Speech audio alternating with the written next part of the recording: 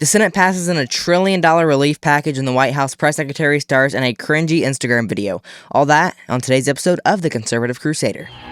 Americanism, not globalism, will be our credo as long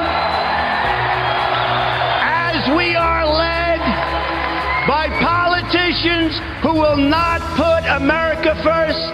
Then we can be assured that other nations will not treat America with respect, the respect that we deserve.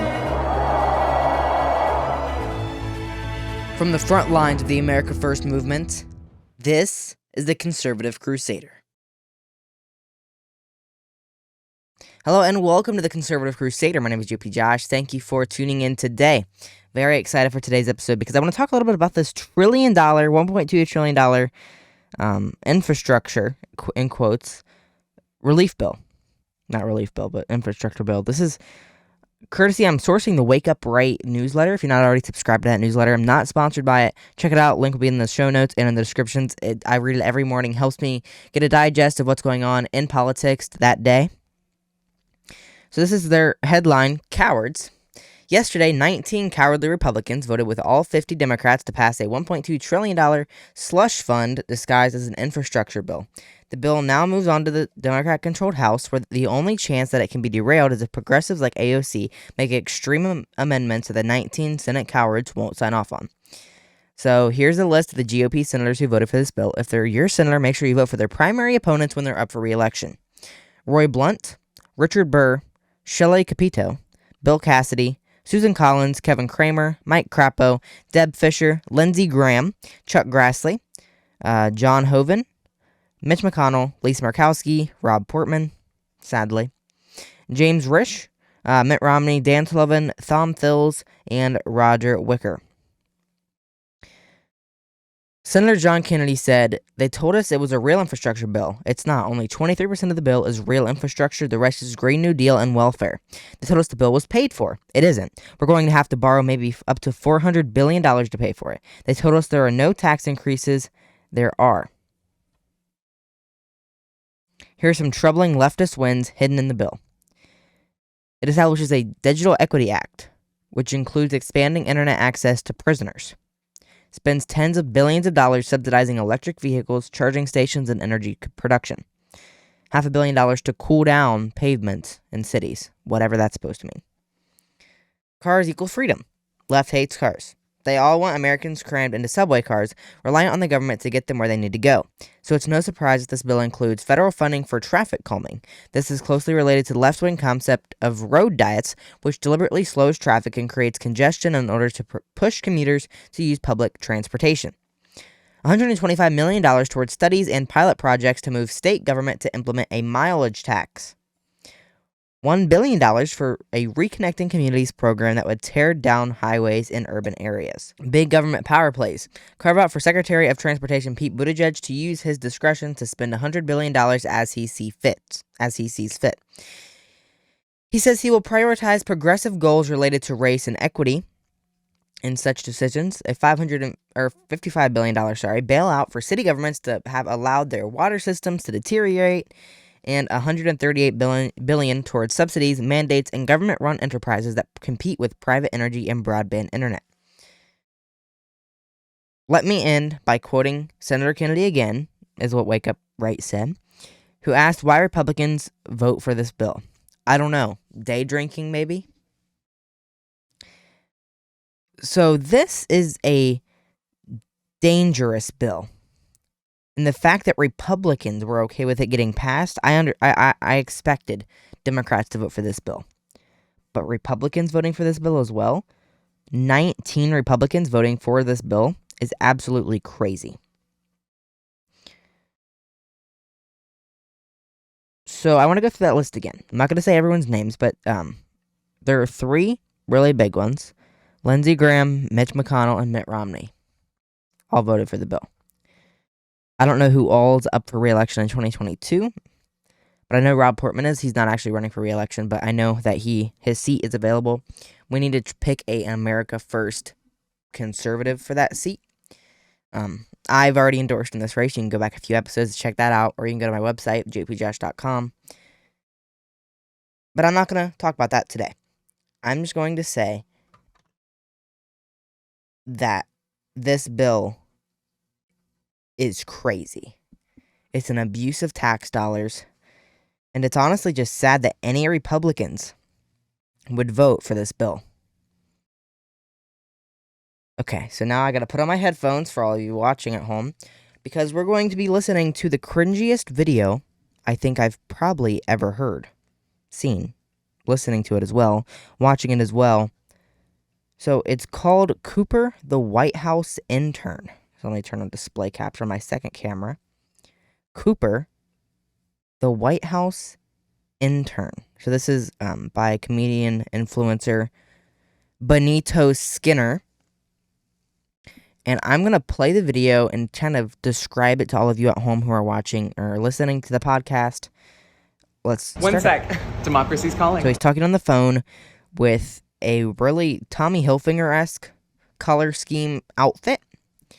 His nails are longer than my will to live after watching this video.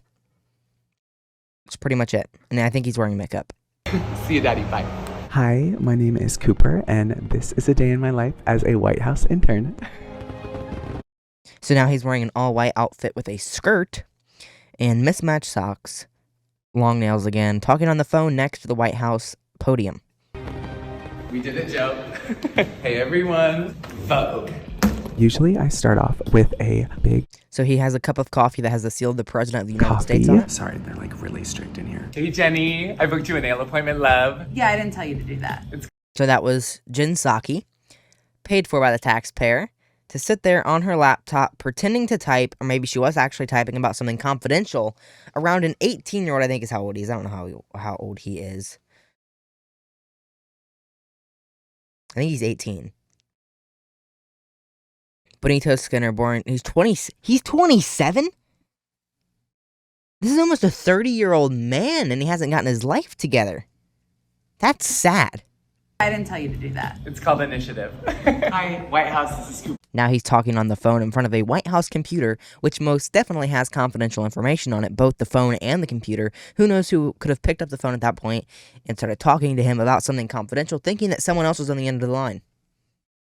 I don't think so. Now he's sitting there doing makeup with his little brush sponge. I don't know. I don't know. Sitting there, I'm not a makeup guy.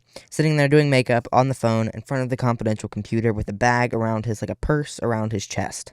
And a tie on. He has a tie on now. Oh, doesn't matter. This is actually the entrance to the West Wing. Now he shows off This the is so entrance to the fun, West and it's Wing, which is pretty cool.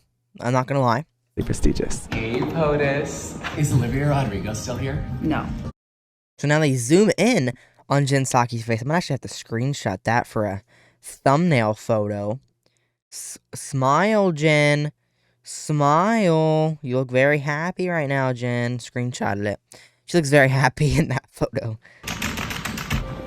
We've come a long way in our fight against this virus. Now she's talking, Jen Psaki, like Benito Skinner is supposed to be her person writing down her script or something. And he's just sitting there playing on his phone. We've vaccinated 160 million Americans. Are you getting this all down? Don't worry, Queen. It's all right here. Cooper. And he says, on his Sorry, phone. Miss Jen. And Jen, don't forget to have fun. Spirit fingers, mama. We need to get shots in the arms of every single American. I'm heading to a haircut. Comment if you want me to make more of these. So that is mega cringe. That is mega cringe. And so I wrote some things down that summarized my thoughts about this yesterday, just so I had a little something to go on today.